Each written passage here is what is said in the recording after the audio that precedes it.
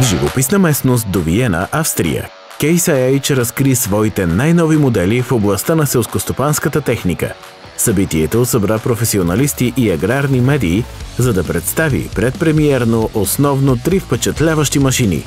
Изцяло новият флагман сред тракторите – Case IH Quadrax 715, големият универсален трактор Optum 340 CVX Drive, както и новите телескопични товарачи FarmLift, които се очакват през 2024 година.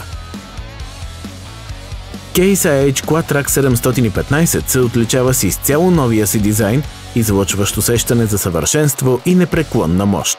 Моделът идва с най-големият и мощен до момента двигател в тази серия – 16-литровият FPT Cursor, който достига максимална мощност от 778 конски сили. Двигателят е оборудван с двустепенна турбосистема с междинно охлаждане, гарантираща бърза реакция при натоварване и тежки условия. Новият титан сред тракторите Case IH Quatrac ще се предлага само във версия с гумено-варежно задвижване, която е с 30,5 см по-дълга от предходния модел и осигурява по-голямо сцепление и намалено уплътняване на почвата. По време на събитието, Дан Стюарт, продуктов и маркетинг директор в Case IH, заяви: "Ние сме много горди с новия Quatrac 715. Това е неговата европейска премиера. Определено, това е най-големият трактор в момента на пазара. Ние имаме не само нов дизайн, но повече мощност, по-малко натиск върху почвата, отличен интерфейс в кабината с новия модул AFS Connect 1200 и изцяло новата система за онлайн свързаност и доклади за ефективност, наречена Connect Room Hub. Case IH Quatrac 715 разполага с най-новата 16-степенна трансмисия Power Drive Power Shift с автоматично управление на производителността APM. По време на събитието край Виена беше представен и новия Case IH Optum 340 CVX Drive с 6,7 литров двигател FPT Stage 5, който осигурява 340 конски сили мощност за всякакви агротехнически и транспортни задачи. Това е трактор, който отговаря на всички изисквания, които ние сме събрали от страна на клиентите в продължение на години.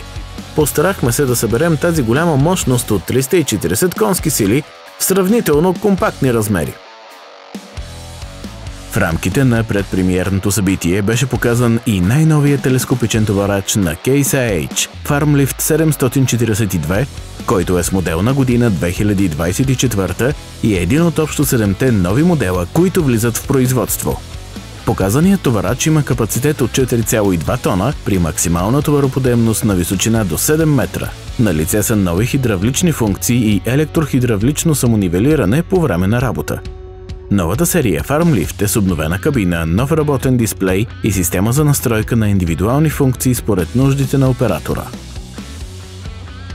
Паралелно с новите модели трактори Case IH бе представена за първи път и модерната технология Connected Room Hub, която обещава да промени и подобри начина, по който земеделските производители следят и поддържат своите машини.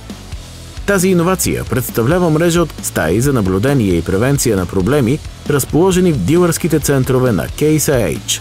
Те непрекъснато следят за състоянието на машините и предоставят важни данни за тяхната работа, технологично състояние и агрономически показатели. Системата генерира и доклади за употребата, като помага на клиента да се увери, че неговите оператори използват машините правилно, ефективно и безопасно.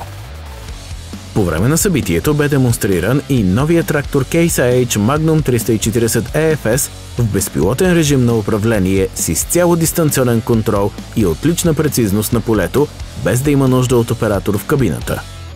В автономното управление тракторът бе агрегатиран с култиватор Waderstad Top-Down 500 и показа отлични практически резултати. Това бе пример за част от визията на Case IH по отношение на автоматизациите в модерното земеделие. Всички нови модели и технологии от Case IH ще бъдат представени официално по време на международното изложение за селскостопанска техника Агритехника 2023 в Хановер, Германия.